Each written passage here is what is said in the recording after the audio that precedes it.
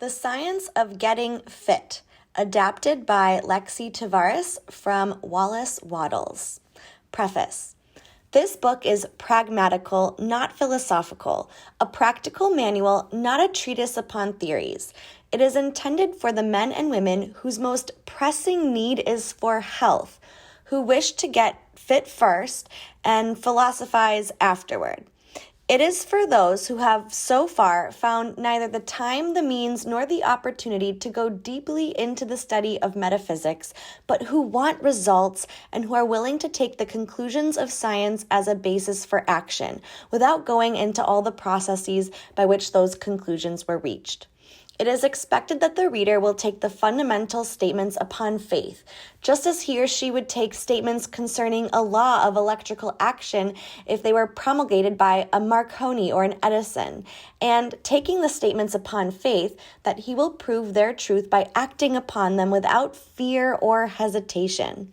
Every man or woman who does this will certainly get fit, for the science herein applied is an exact science, and failure is impossible. For the benefit, however, of those who wish to investigate philosophical theories and so secure a logical basis for faith, I will here cite certain authorities.